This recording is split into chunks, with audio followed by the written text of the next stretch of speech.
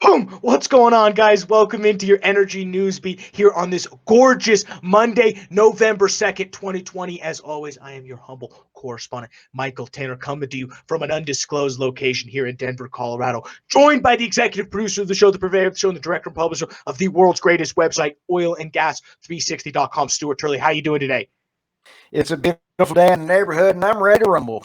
We have a great show for you guys lined up today. The market dynamics have just absolutely collapsed on us. We'll cover everything there. We've got some interesting stuff on the EMP news desk. Marathon comes out with earnings, Street liked it. Schlumberger sells their rod pump business. Dominion actually closes their deal. Rystad's got some interesting demand numbers. Stu's going to cover just one of the crazy stories on the international news desk when it comes to some of this oil production stuff. But first, guys, just check us out. Subscribe to this show on YouTube, and check us out on the world's greatest website, Oil and Gas 360. Whatever makes the algorithms go nuts, just do that, guys. Really appreciate all the support you guys give it. I mentioned that fundamentals have just absolutely collapsed. If we look at the equities market, heading into the most contested election in 25 years, with coronavirus cases topping 99,000 per day, which cases is the big number that the street's covering right now. We have, to give you an idea, the top 5 records has been set in the past 8 days. Markets up all around. SPY up 0.9%. Nasdaq up basically flat, but about a tenth of a percentage point. Dow Jones up 1.3 percentage points, which is absolutely unbelievable. Some of the sentiment on the street outside of that really comes in the fact that they don't think there's going to be it's going to be a highly contentious election. They do think that we're going to know tomorrow who actually the president will become 2021. I'm not so sure about that, just depending on how this stuff will turn out. So, really that's the only reason you're short right now. That was kind of the sentiment on the street right now. But it's been very interesting. I would have guessed today would have been completely bearish. I mean, the other side of the equation is oil was up 3.1 percentage points, which I can't find a bullish story for you other than the fact that this overall markets were up. Libya just is about to dump another 800,000 barrels onto the market. Stu's going to cover that. Oil was, down at $34 to open up the trading session. To give you an idea, we almost saw 33. We were sitting, low of the day was, 33. Yeah, we saw 33.64 as market opened. Okay, slowly chunked its way back up. Currently trading 36.92. So it's just wildly interesting. You'll hear that on the international news desk. Natural gas prices down 3.5 percentage points, $3.22 back into the curve, $3.13. Big, it really is just a warm front movement. I'm sitting in Denver right now. We were cold last week, warm this week. We're going to see some cooler weather throughout the Northeast, but really what's driving that natural gas market down is that cooler weather heading into that longer term forecast that we're covering. As I mentioned, natural gas currently trading about $3.22 and 7/10. XOP up 4 percentage points. I mean, just absolutely wild right now. 42.42. OIH Oilfield Services up 6 percentage points, about $5, 101.45. Some of our biggest equity movers will start on the downside. Gulfport Energy, they're obviously down. They've declared bankruptcy. Telranian, they're down 6 percentage points. Sanchez Midstream, again, associated with Mesquite Energy, down 7 percentage points. Abrehas, they were down 1.5. They're down 4 percentage points. Our friends at Earthstone down 4 percentage points. So, I mean, it's just, there's some red numbers. I mean, some big numbers on the upside, though, Stu. SM Energy up 10 percentage points. They dropped earnings on Friday. We covered that. Street like the reaction today. They're up 10 percentage points. Sandridge, they're up 12 percentage points. Par Pacific Holding up 22%. Fangs up 7 percentage points off the fact that they should have some good earnings. Their guidance last quarter was good. They release earnings tomorrow. There's a group of 4 companies releasing earnings tomorrow. It's kind of, imagine that. We're going to release earnings on the most, if you're releasing earnings tomorrow, I'm highly skeptical, but the street does think that you're going to do well. You're trying to bury it throughout the news, but we'll cover that in a little bit. Stu, what do you have on the international news desk for us? Hey, Michael, that's a good point. Hey, a couple things.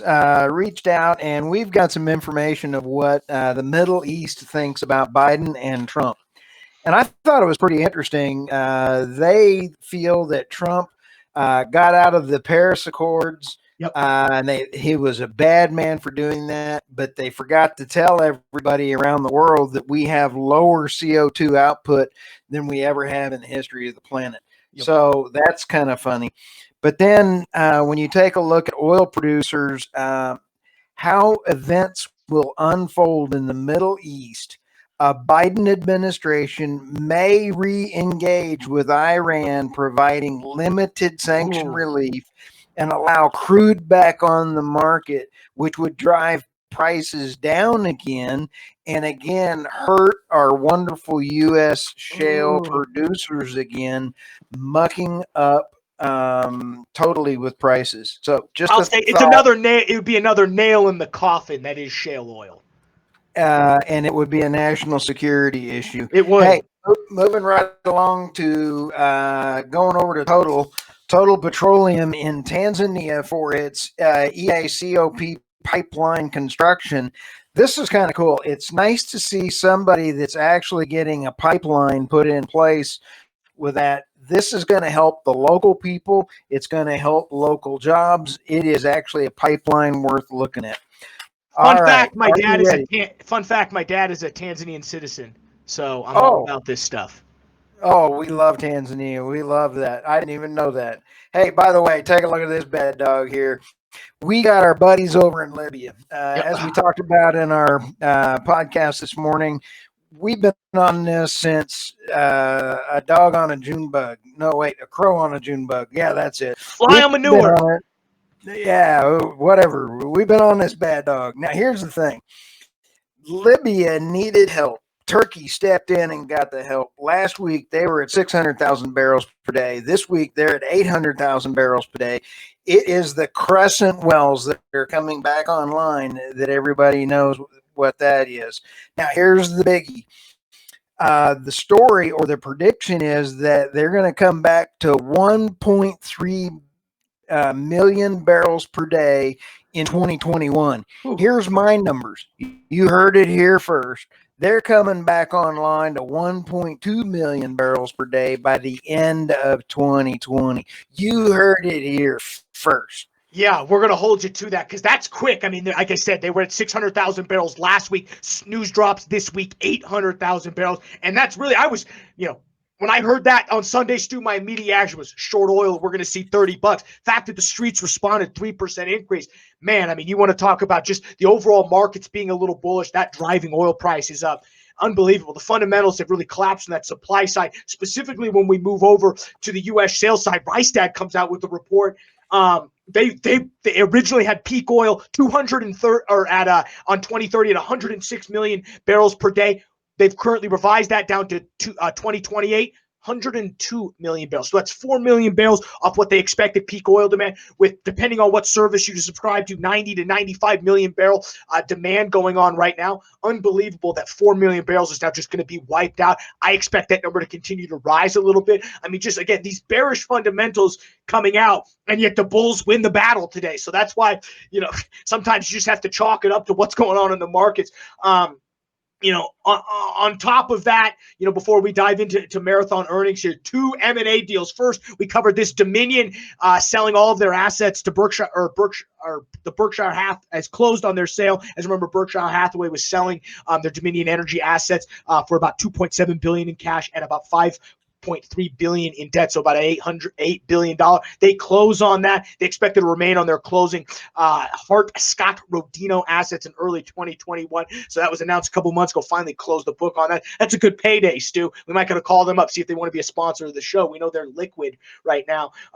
Speaking of someone who's liquid right now, Lufkin Industries is a company of KPS Capital. They completed their acquisition for the North American rod pump business of none other than Schlumberger. Schlumberger's like Oprah right now.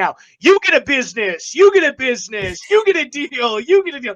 They are absolutely wheeling a deal. They go ahead and give away their fracking business once to Liberty about a couple months ago. Now all of a sudden they come around and turn their rod pump business. They're completely divesting from the U.S. oilfield services route, which is, I think, I don't know what to make of it. I think they obviously just think we're going to get our bread and butter, which is international. Big move for Schlumberger, Stu. What'd you think of this?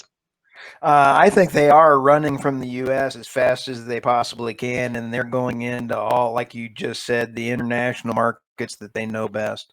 They just kind of, close down. Lastly, on the news desk, there's a couple other things I want to hit. Marathon did report their earnings today. Couple things. They lost $1 billion on the quarter, which on its face value doesn't look good. But really, when you think of Marathon, I think you have to think of they're slightly more of an integrated petroleum company. I know if you get on Twitter, they hate Marathon for a lot of these reasons, but you really have to kind of look at them like a super major because they have both upstream, they had some midstream, and they have downstream stuff. So they act in sort of that. I mean, the stock price being at $4, you wouldn't think it's a super major. But so they lost about, an adjusted loss of 650 million. So, I mean, even the non-GAAP can't even quite look good. Part of that is because obviously COVID related, their refining stuff. But remember, guys, they sold their Speedway business for $21 billion in cash to 7-Eleven, and that hasn't closed quite yet. They've already winded down some of the stuff. And part of the reason part of the reason why that's important is they did not include any of their refining numbers in this report. I think that's partly why the street's a little more positive. I think they were expecting that loss to be a lot more than it really was because, and when we see hopefully Q1 earnings come out, we'll be able to see that 21 billion cash infusion. We'll be able to clean up some of that debt stuff they have going on. They started up their Dickinson, North Dakota renewable fuels facility. Man, that would stink. Renewable fuels facility in Dickinson, North Dakota. I've got some buddies who've gotten stuck there. Not a fun time. Their available liquidity exceeds $7 billion. So, that's really the only earnings we have today. As we know, SM dropped. They dropped them after the show dropped on Friday. They're up 10 percentage points today. We've got 4 companies doing earnings tomorrow, which is crazy. You have the most contested election in history, and there are 4 companies, Diamondback, Callon Petroleum, and Centennial Resource Development, decide to drop earnings tomorrow. Interesting. What my initial reaction? What are you trying to hide? Because I don't think anybody is going to be covering that. We also have to give you an idea. I saw on Twitter today some of the ratings for some of the bonds, corporate bonds. I ranked them worst to first. So these are some junk bonds to watch out for, guys. Triple C minus, Jonah Energy. Ugh. Triple C, Bill Barrett Corp. Triple C. We love our friends at Great Western Petroleum, but they're triple C rated, unfortunately. Carrizo Oil and Gas. Negative B minus. Gulfport Energy D. Laredo Petroleum B minus. Centennial Resource Production CC plus. What are some other good ones in here? Vine Oil and Gas my son's C. report card. Yes, triple C plus. That's about as average as you can get. Ascent Utica Holdings. Comstock. We love those guys. B. Intero Resources B. Range Resources B plus. So I mean, there's some bright sides to this. But I thought it was interesting. We see some of the bond rankings. We also just remember last week we talked about David Fowler stepping down from the board. 2 ring board members moving. One of them being David Fowler, who's also the president. I think some people were wondering, well, what does that mean? Only really because you read more into the numbers. It's just because of the equity offering. When you offer that much equity, the guy wants a board seat. So who's got to get off? It's convenient. You might as well kick the president off the board. He's still involved with the company. Moving another independent director out doesn't look that good. So actually bringing another independent director actually looks good. Street like that a little bit. They were up a little bit today.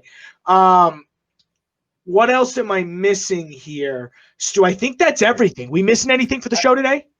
No, I think you did great, except reading my son's report card, and we will never have the Chamber of Commerce as our sponsor from that place that you had mentioned.